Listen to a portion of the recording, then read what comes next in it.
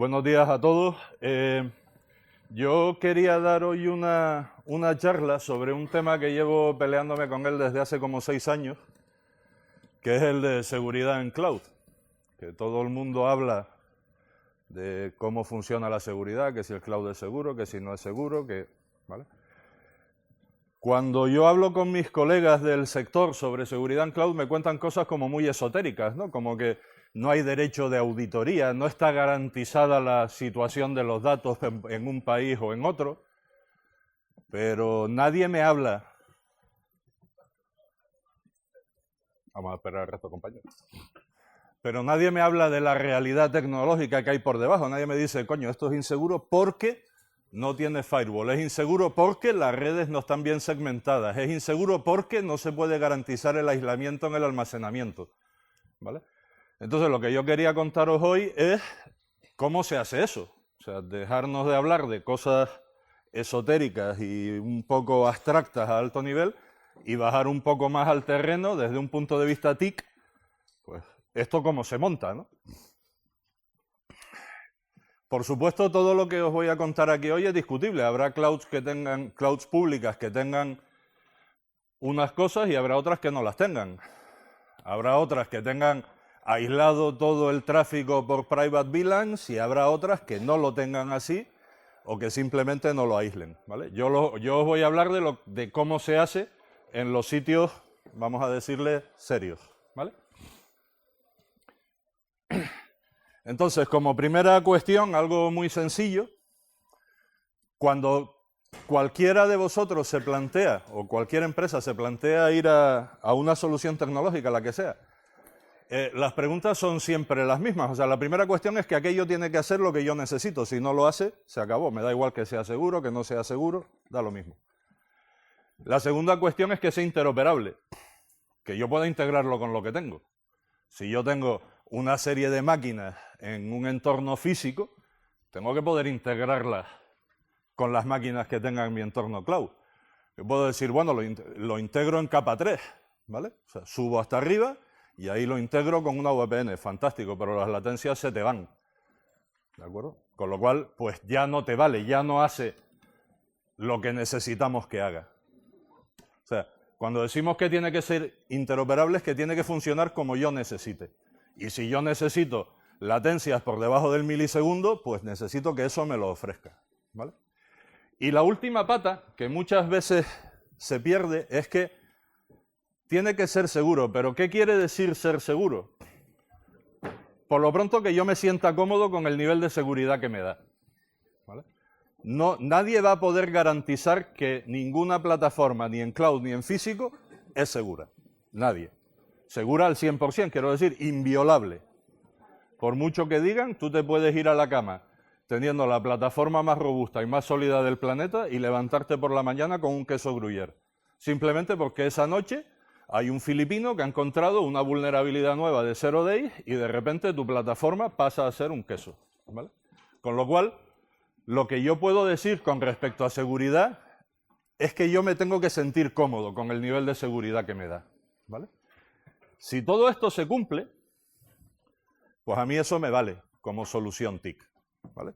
Con lo cual, cuando este planteamiento nos lo hacemos en entornos cloud, sin embargo, se mete un montón de metafísica alrededor. ¿Dónde están mis datos? ¿Cómo van a volar? Yo me acuerdo, tuvimos un caso de un cliente que me pedía garantías de que sus máquinas nunca iban a salir de España, sus máquinas virtuales. Yo decía, mira, yo solo tengo data centers en Logroño y en Madrid, no pueden salir. Sí, ya, pero ¿cómo me garantizas que no salen? Coño, porque no tengo data centers fuera de España. O sea, no tengo data centers, no hay un host fuera de España al que esas máquinas puedan volar.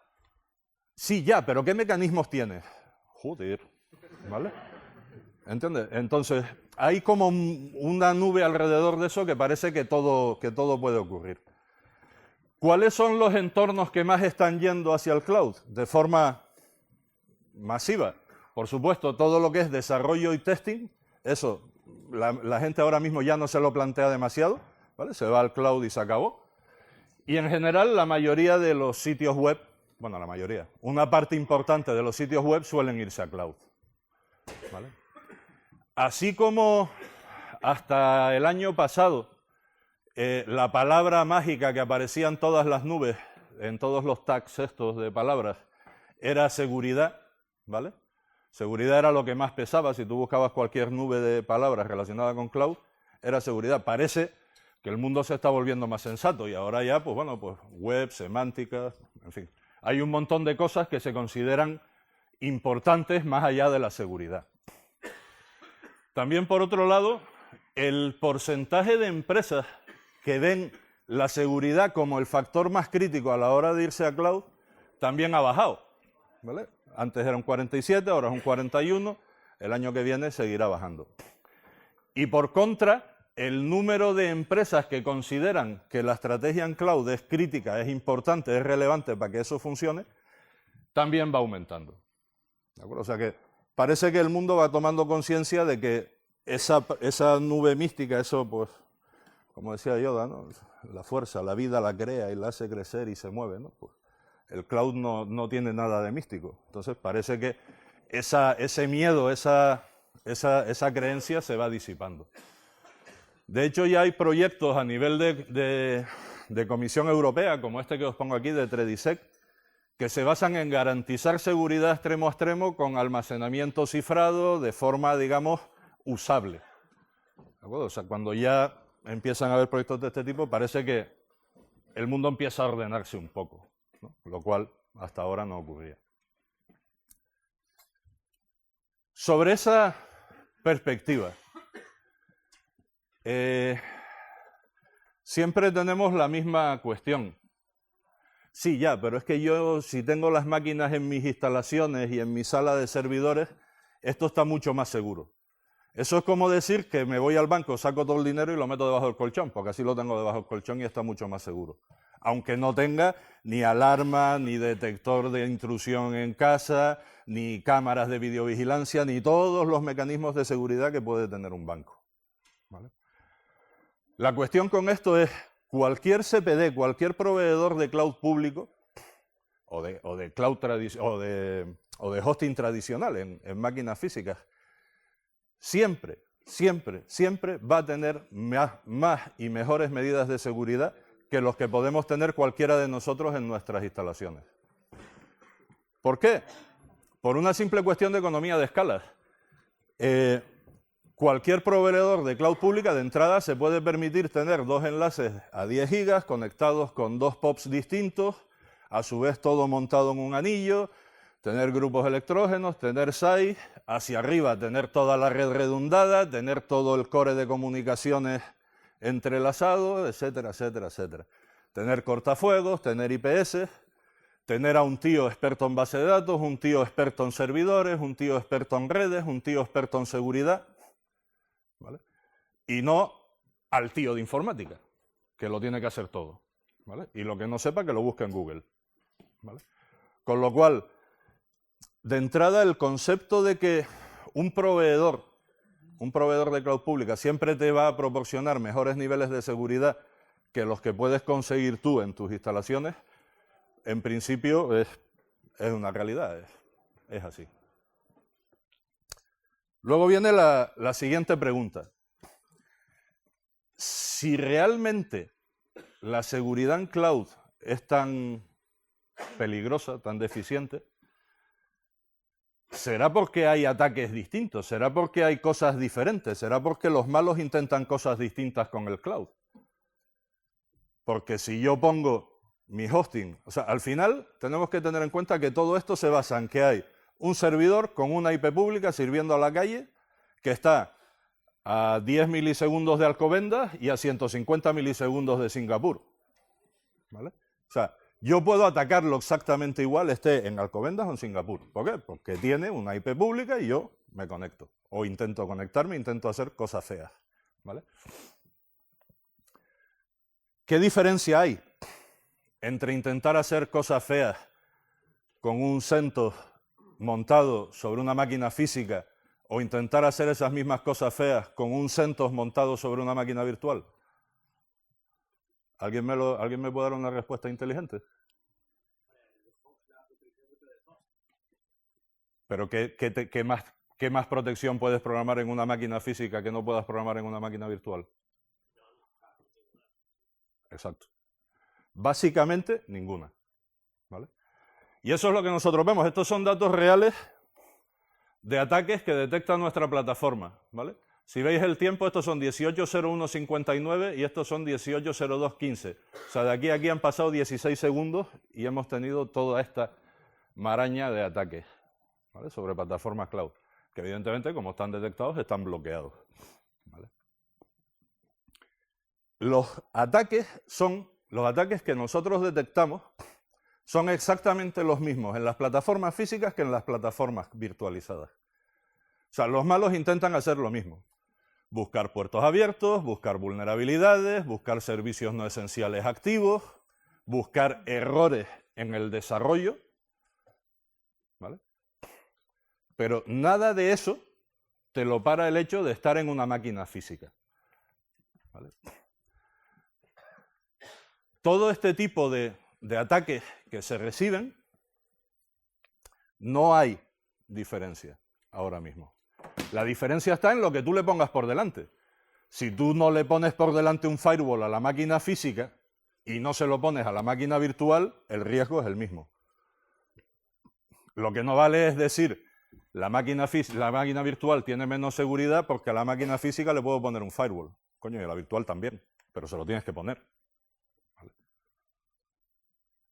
Tengo más riesgo porque con la máquina física yo puedo levantar una VPN y con la virtual...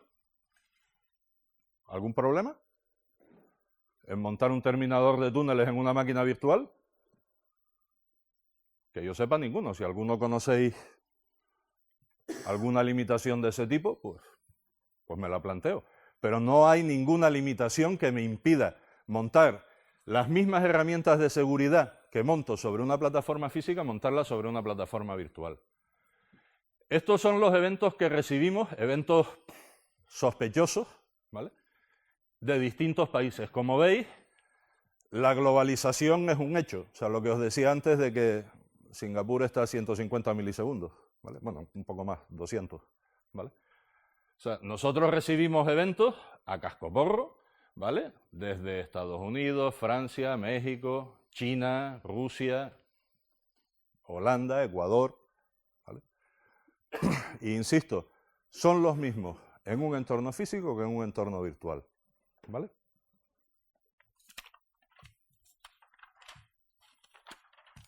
Entonces, visto esto, partiendo de esta base, de que a priori no hay una gran diferencia si la infraestructura está bien montada, evidentemente.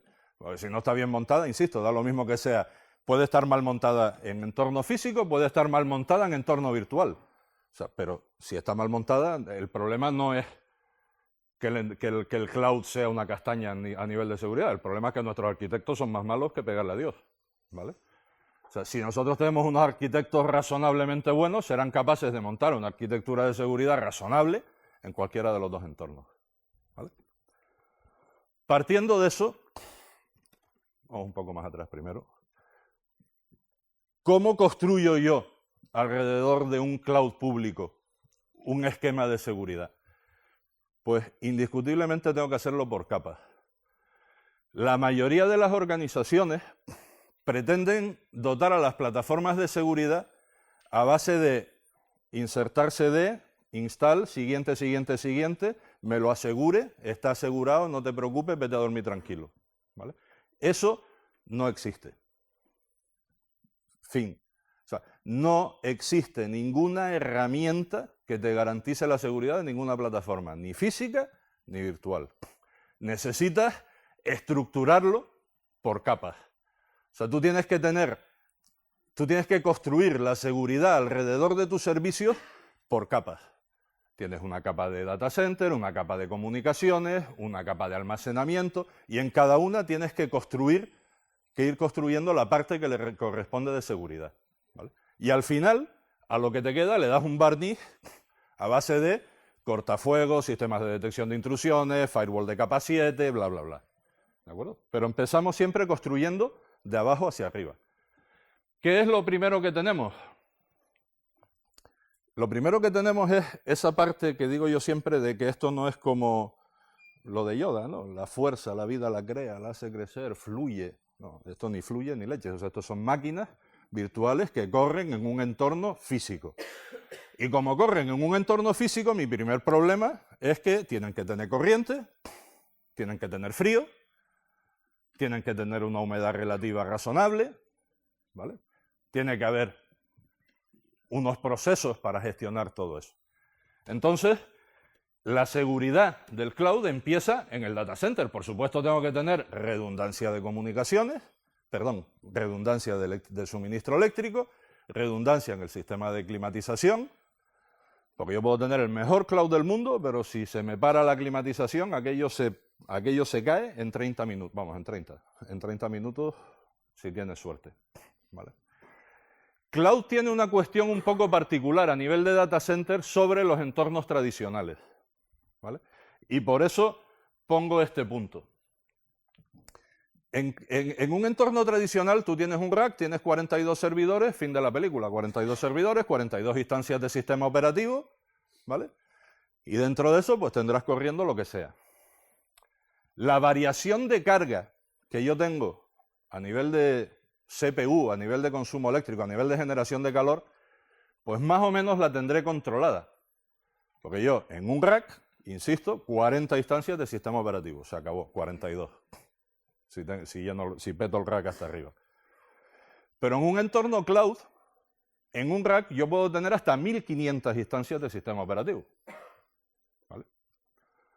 Con lo cual, los picos que tengo de consumo, o sea, las desviaciones que tengo entre las 3 de la madrugada y las 9:30 de la mañana son descomunales. O sea, yo puedo tener un rack consumiéndome 3 kilovatios y medio a las 3 de la madrugada y consumiéndome 12 kilovatios a las 9:30 de la mañana cuando todo el mundo entra en las oficinas y empieza la fiesta, ¿vale? Con lo cual necesito la particularidad en un entorno virtualizado es que a nivel de data center yo tengo que monitorizar a nivel de rack. No puedo quedarme con una monitorización general a nivel de lineal o a nivel de sala, ¿vale? Porque un determinado rack se me puede disparar, ¿de acuerdo? Probablemente la parte de redes sea la más delicada en lo que es arquitectura a nivel de cloud. La primera cuestión, y que es impepinable, pero esto ya viene del mundo físico, del mundo nuestro de toda la vida, es que tiene que haber redundancia de caminos, ¿vale? Eso entiendo que todo el mundo lo puede entender. O sea, todos los SX, todos los hosts tienen que salir a 2 switches, cada uno de esos switches tienen que salir a 2 de agregación, cada uno a 2 cores y cada uno a 2 routers y tener 2 líneas de comunicaciones. Todo aquello ordenadito, con OSPF donde vaya, con BGP hasta donde llegue, ¿vale? Para que el enrutamiento sea dinámico y todo sea sensato. Hasta ahí, ningún problema. El primer problema con el que me encuentro es el mismo que tengo con la parte de data center, y es la concentración. Yo en un rack, insisto, tengo hasta 1500 máquinas virtuales. Todo eso, de acuerdo, la conectividad está a 10G, sí, por supuesto. O sea, todos esos hosts se conectan con balanceadores, cortafuegos, switches, etcétera, etcétera, con canutos a 10G. Fantástico. Pero evidentemente los balanceadores tendrán sus caminos y tendrán sus rutas, ¿vale? Yo puedo tener capacidad más que suficiente a nivel de switching y a nivel de core para distribuir todo el tráfico, pero en un momento determinado un pico me puede saturar el balanceador o me puede saturar los cortafuegos. ¿Vale? Pensad que todo esto es en aprovisionamiento automático. O sea, nadie me llama por teléfono para decirme, oye, mañana por la tarde necesitaría 50 máquinas virtuales a full y las voy a poner a servir pues como a 200 megas por segundo cada una. Eso no te avisa nadie. La gente entra en un panel, dice contrato, ¿vale? Quiero 50 máquinas, despliégalas, instala sus imágenes y empieza a servir. Y de repente puedes encontrarte con que tienes saturación en cualquiera de esas capas de red, ¿vale? Con lo cual, la monitorización de todos esos distintos estadios a nivel de comunicaciones es crítica. Tienes que monitorizar flows, tienes que monitorizar paquetes, pero no solo TCP, también UDP, ¿vale? Porque básicamente, cuando tengas un problema, en la mayoría de las ocasiones lo vas a tener por tráfico UDP, no por tráfico TCP, ¿vale? Lo vas a tener por flow, no lo vas a tener por volumen. ¿Ok? Entonces, todo eso lo tienes que tener monitorizado y tienes que tener previsto cómo lo vas a hacer. ¿Vale? La siguiente cuestión, y aquí es donde está probablemente uno de los grandes misterios, es la segregación de las redes a nivel de interfaces. ¿Vale? Todo el mundo cuando piensan en entornos virtuales piensan, yo tengo una tarjeta de 10G, tengo un interfaz, los segmento, los chopeo, lo corto en trocitos, y este trocito de 10 gigas para gestión, este trocito de 10 gigas para servicio, este trocito de 10 gigas para backup y este trocito de 10 gigas para lo que sea. ¿Vale?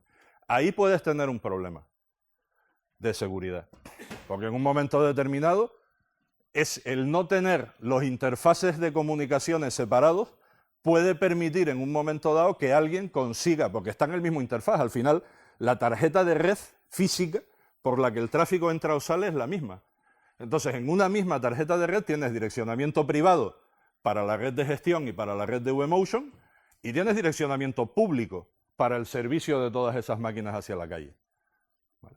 Entonces, la primera cuestión que tienes en este nivel es que tienes que segregar las redes por interfaces físicos en la salida de lo que tengas de computación. Si usas Blades, pues en la salida del chasis tienes que tener 4 o 5 interfaces de red, ¿vale? Por supuesto, redundados, lo que decíamos arriba, o sea, 8 o 10, porque tiene que haber redundancia de caminos. De manera que tú tienes garantizado que nadie desde la calle va a poder acceder a la red de gestión. Nadie va a poder gestionar tu cloud en remoto aunque aparezca una vulnerabilidad que deje aquello en pelota picada. ¿Vale? Porque va por otra interfaz. No hay mezcla de tráfico. Cuando se lanzan las copias de seguridad, o sea, cuando empiezan a saltar copias de seguridad, imaginaros que estamos hablando de hacer copias de seguridad de 1500 máquinas virtuales. Y volvemos a lo mismo. Aquí cada uno, esto es el service. O sea, tú te puedes poner pues, un muslito de pollo con tu poquito de arroz o te puedes poner un pollo entero con media paella. ¿Vale? Entonces, en ese momento en el que se lanzan todas las copias, puedes saturar todos los enlaces. Vuelves otra vez al mismo problema de aquí arriba, gestión de capacidad por concentración de tráfico. Con lo cual, el backup tiene que ir por una red propia, por una interfaz de red, de forma que no te sature todo el esquema. ¿Vale? Lo mismo te pasa cuando se cae un host físico. Cuando se cae un host físico, la gente piensa que esto es magia. Lo del vMotion piensa, no, las máquinas vuelan una leche. ¿Vale? O sea, se genera un tráfico de cuidado. ¿Vale? Porque las máquinas realmente están sobre un almacenamiento. O sea, lo que el hipervisor le dice al control, lo que el hipervisor hace es decir, esta máquina ya no corre en este CX, corre en este, y el direccionamiento está en este datastore y en esta LUN. ¿Vale? Vete aquí y pilla la máquina. ¿Vale? Pero el tráfico que se genera, tela. Entonces, necesitas que la red de movilidad de máquinas entre SX también esté segregada. ¿De acuerdo? Entonces, esta parte también es fundamental.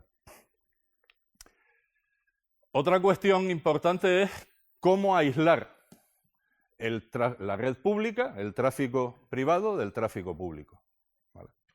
En principio, lo que se suele hacer es todo el tráfico este-oeste va solo y exclusivamente por redes privadas. Si tú en tu panel de cloud tienes 30 servidores virtuales, el tráfico que tú quieras generar entre esos 30 servidores virtuales va siempre por IPs privadas y por redes privadas. No están publicadas hacia el exterior. ¿Vale? Y el tráfico que va hacia redes públicas, que es el tráfico norte-sur, sí va con direccionamiento público. ¿Vale? Pero todo el tráfico intramáquinas va siempre por redes privadas. De esa manera, nadie puede hacer un ping a 192.168.047, ¿vale?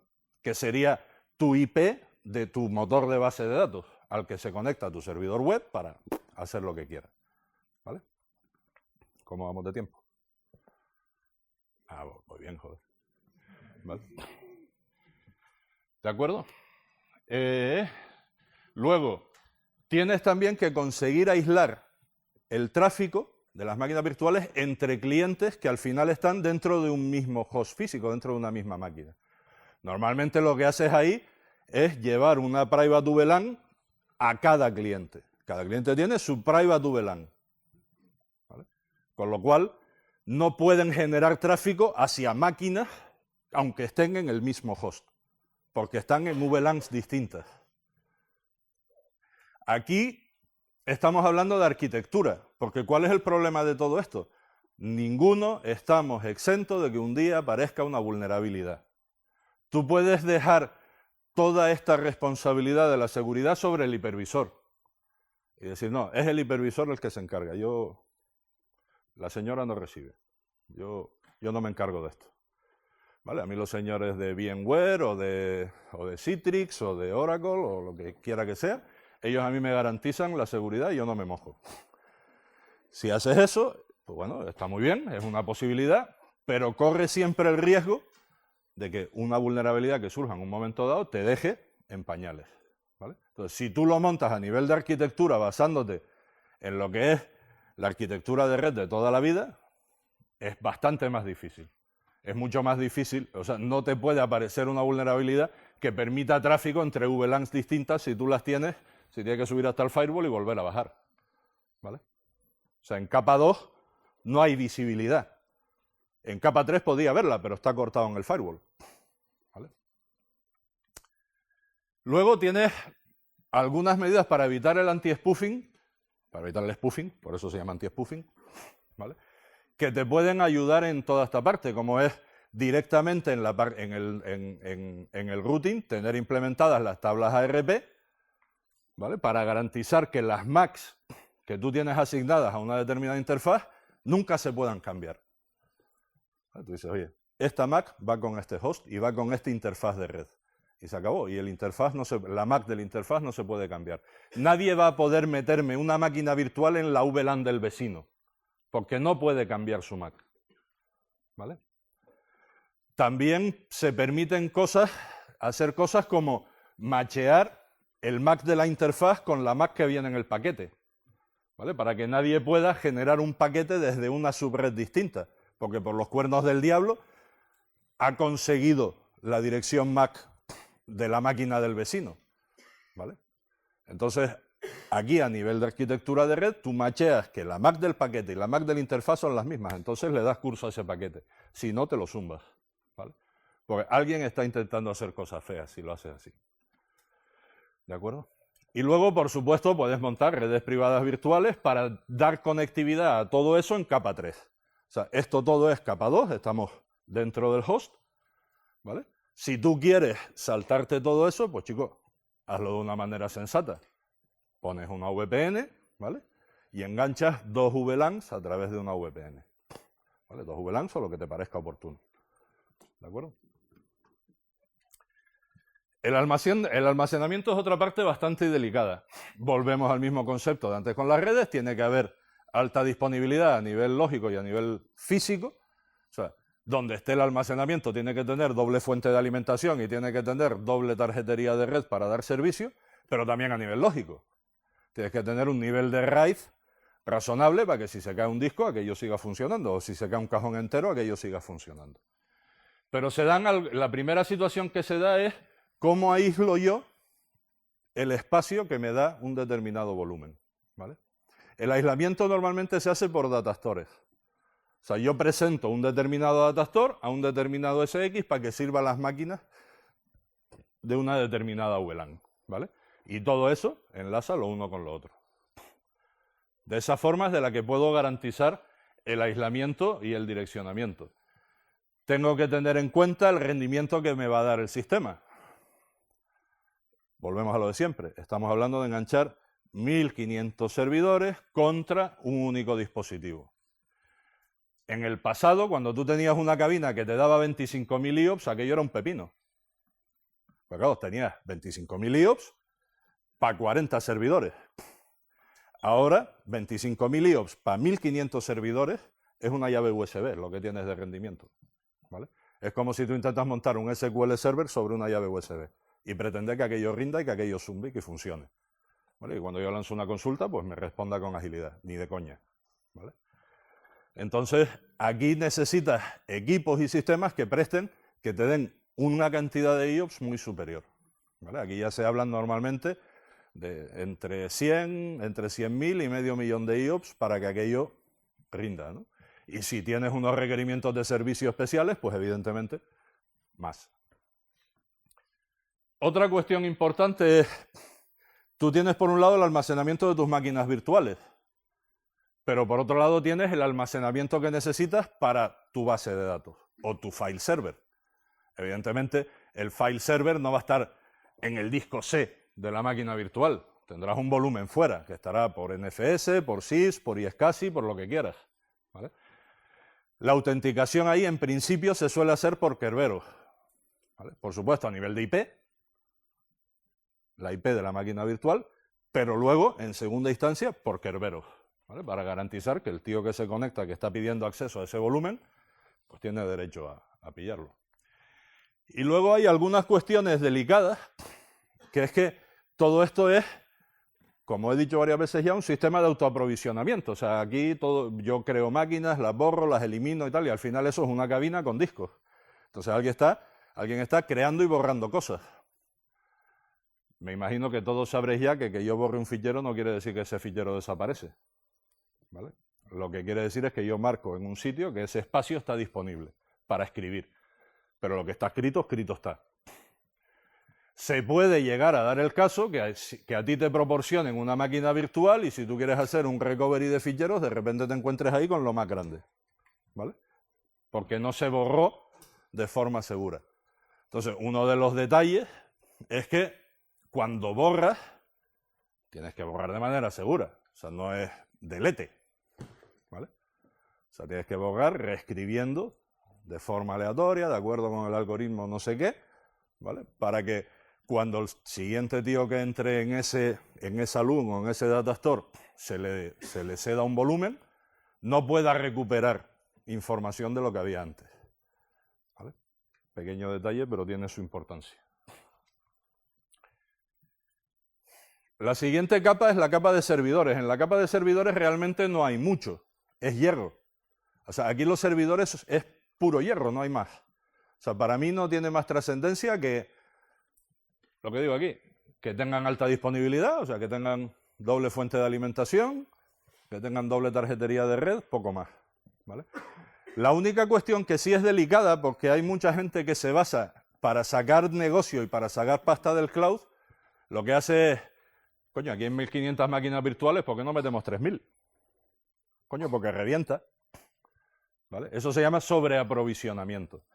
Y todo el mundo sobreaprovisiona de más o menos, ¿no? Entonces, cuanto más sobreaprovisiones a nivel de CPU, pues peor rendimiento tendrás. Entonces, tienes que tener cuidado. Hay muchas veces, esto es algo de lo que se suele quejar mucha gente en entornos virtuales, que dice, joder, es que las máquinas a veces me van bien, a veces me van mal, ¿vale? ¿No dará la casualidad que te van mal los lunes entre las 9:30 y las 11? Sí. ¿Por qué? Porque hay mucho sobreaprovisionamiento de CPU y de memoria, y cuando todos los hipervisores empiezan a pegarse por ciclos de CPU, el host que hay debajo no hay chicha, no hay hilos suficientes para alimentar todas esas solicitudes, ¿vale? Entonces, el sobreprovisionamiento, especialmente en lo que se refiere a CPU, es bastante delicado, porque provoca ese tipo de errores que luego los informáticos nos dicen que somos tontos. Iba a decir otra palabra, pero bueno. Dice que va mal, si lo acabo de probar y va de miedo. Sí, claro, ahora, cabrón. Pruébalo a las 10 de la mañana y vas a ver cómo va, ¿vale? Entonces, ese tipo de misterios suelen estar relacionados con el nivel de sobreaprovisionamiento, ¿vale? Nada más. Entonces, pues tienes que tener un proveedor que sea sensato, o sea, que pretenda ganar la pasta razonable que se puede ganar con una plataforma, ¿no? No ganar más pasta a base de dar un peor servicio. En la parte de hipervisores, esto sí es nuevo con respecto a los entornos físicos. En ningún entorno físico hay un hipervisor, aquí sí. Entonces el hipervisor nos plantea unos pocos retos adicionales, que es la gestión de errores y el análisis y la gestión de vulnerabilidades del hipervisor. ¿Vale? Igual que hasta ahora teníamos que tener un análisis de vulnerabilidades del sistema operativo, ahora tenemos también que contemplar el análisis de vulnerabilidades de los hipervisores. Y por supuesto parchear cagando leches.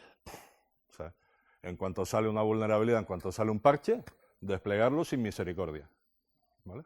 Así como en sistema operativo tenemos el entorno de preproducción, vamos a pasar el parche, vamos a pasar el testing, los compañeros de QA tienen... No, déjate de hostias. O sea, parchea y ya veremos por dónde salimos. ¿Vale? A nivel de plantillas, al final, ¿esto en qué se basa? Yo me creo una máquina virtual. Cuando digo créame una máquina virtual, aquello lo que coge es una plantilla de Windows Server 2012, de Debian, de SUSE, de Red Hat, de lo que sea, y hace te la monta y te la presenta. ¿Vale? La gestión de plantillas también tiene su importancia, porque la cuestión es que cuando yo despliego una máquina, me la despliegue desde una plantilla que ya está razonablemente robusta. O sea, la plantilla, el tío que la ha hecho ya me ha pasado los últimos service packs o los últimos parches, me ha dejado cerrados los puertos que no son necesarios, ¿vale? Me ha dejado creado una gestión de usuarios mínima razonable, la password de root no es root 123, ¿vale? Todo ese tipo de cosas, ¿vale? Entonces, el hardening de las plantillas también tiene su importancia de cara a la seguridad en el cloud. Si una vez a ti te despliegan la plantilla, tú coges y dices, Zumba del IP tables, ábreme todos los puertos y créame una regla en el firewall, any, para adentro y para afuera, pues entonces no te quejes, ¿vale? Pero por lo menos que cuando te presenten la plantilla sea razonablemente segura, ¿vale? Y por último, o sea, y esto es lo que os decía, o sea, ahora ya tenemos toda esta arquitectura, la arquitectura es robusta, es sólida, es razonable. Bueno, ahora tenemos que ponerle una capa alrededor que cubra el resto de elementos de seguridad. Monitorización, gestión del fraude, proteger frente a ataques de denegación de servicio, etc. ¿Vale? Hay un punto que es bastante delicado en entornos cloud, que es la denegación de servicio. Ya sé que soy más pesado que una vaca en brazos, pero 1500 máquinas es un crack, ¿vale? Cuando te pegan un ataque de denegación de servicio con 10 gigas de tráfico contra una IP que está en ese rack, como os podéis imaginar, se acaban de zumbar el rack entero, ¿vale? No han dejado sin servicio a la web de peluquerías Paco Pepe, acaban de dejar sin servicio a las webs de esos 1500 clientes, ¿vale? Con lo cual, la protección que tú pongas a nivel de ataques de denegación de servicio tiene que ser sólida, robusta, consistente. ¿Cuál es la primera que tienes que hacer? Para empezar, black holing a todo lo que venga de fuera. O sea, lo siento por peluquerías Paco Pepe, pero te has quedado sin servicio. Porque te meto tu IP en black holing arriba en el router, ¿vale?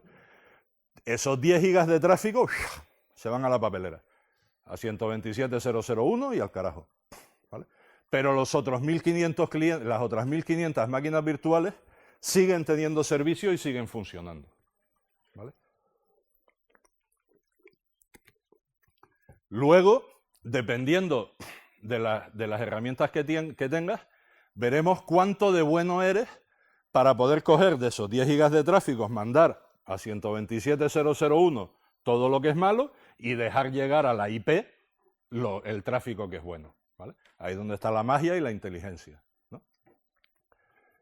El resto de herramientas de seguridad entiendo que son más o menos conocidas. Es básicamente lo mismo que harías en un entorno físico.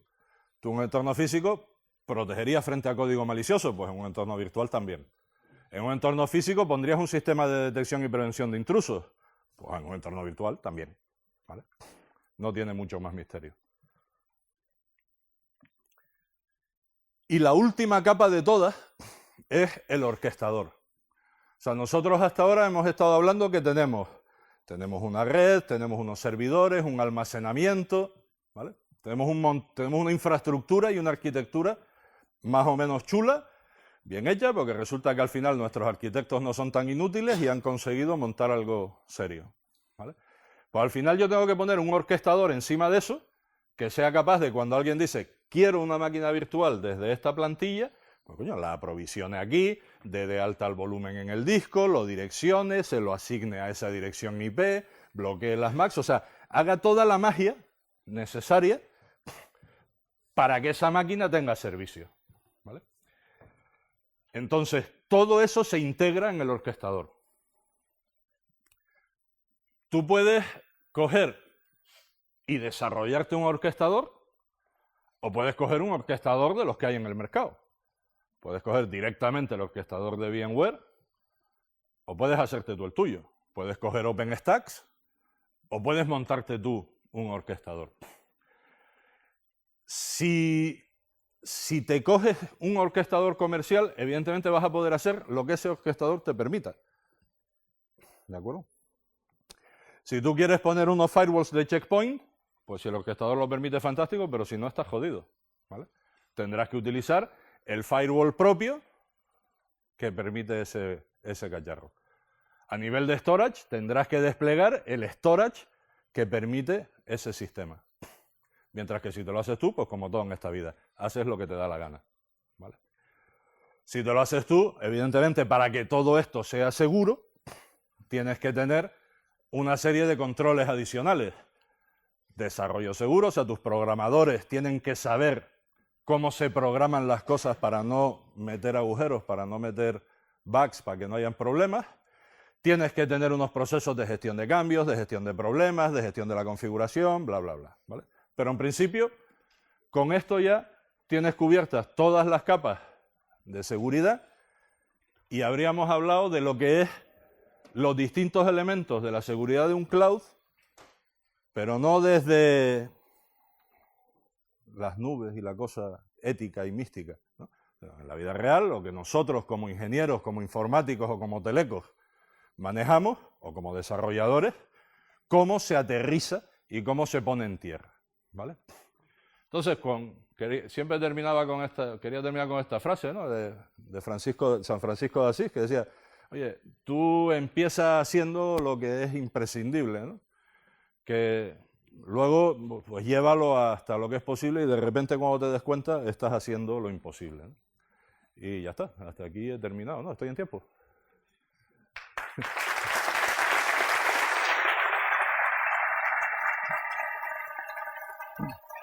Pues, ¿hay tiempo para preguntas o que si tenéis algo que siempre hayáis querido preguntar y nunca hayáis tenido a quién, pues es vuestra ocasión? Sí. Hemos hablado de privacidad de la información. Sí. Si yo soy una empresa que quiero subir datos críticos al cloud, ahí están todos preparados en la normativa para que eso no salga de ahí, ¿sabes? Si están todos preparados, no. LOPD, tal, ¿hay alguno? Sí, o sea, a ver, esto es lo de siempre. O sea, yo quiero comprarme un coche que esté preparado para que tenga ABS, ESP, control de tracción, control de no sé qué. ¿Todos los coches lo tienen? No, tendrás que buscar un coche que lo tenga, ¿vale? En principio, nada de lo que te pide los requerimientos de privacidad es inviable montarlo en un cloud, ¿vale? Porque lo que hemos estado viendo, al final son máquinas, servidores con unas medidas de seguridad. Problemas no tienes ninguno. O sea, gestión de usuarios, pues, oye, la que tú crees, la máquina es tuya, ¿vale?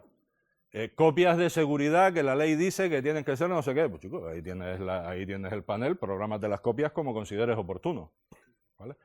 Acceso a datos, oye, eres tú el que estás haciendo la aplicación web, tú sabrás cómo tienes que estructurarla para que los datos solo sean accesibles para las personas adecuadas, ¿no? O sea, con lo cual el detalle es el que hablábamos antes. ¿Cómo se dice? Transferencia de datos a países no autorizados. Pues hombre, no contrates el cloud con Sudáfrica Hosting, con Sudáfrica Cloud Computing, porque lo más probable es que los data centers estén en Sudáfrica, y con Sudáfrica no hay acuerdo marco, ¿vale? Contrátalo con un proveedor que esté dentro de uno de los países en los que tú puedas manejar tus datos. Pero quitando eso, no debería haber mayor problema.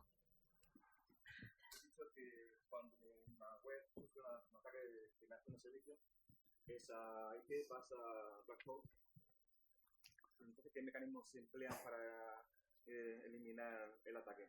Ninguno. No hay ninguna herramienta para tratar de... Sí. A ver, es lo que te decía aquí. ¿vale?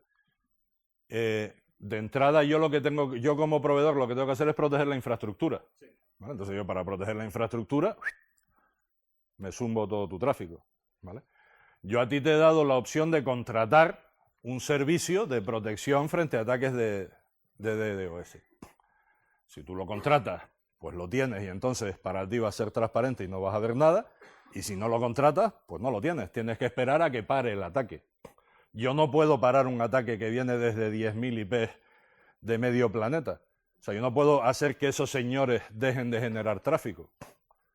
¿Vale? Lo que puedo hacer es o bien derivarlo o bien ofrecerte a ti una herramienta para que tú la contrates, ¿vale? Igual que las copias de seguridad.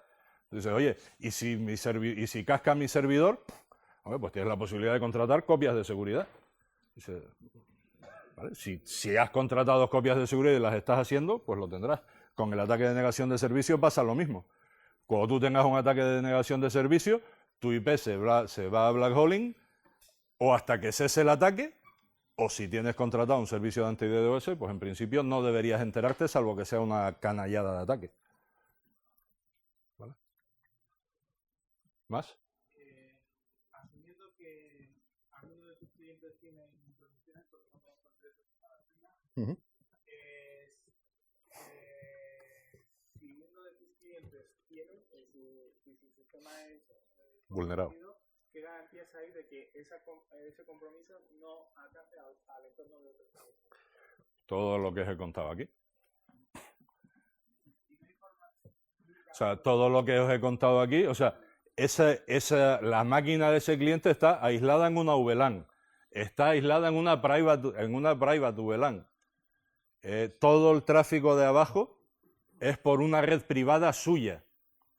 O sea, no hay posibilidad de que alguien escale privilegios hacia una máquina que está en otra VLAN o que está fuera de eso, simplemente porque no tiene visibilidad.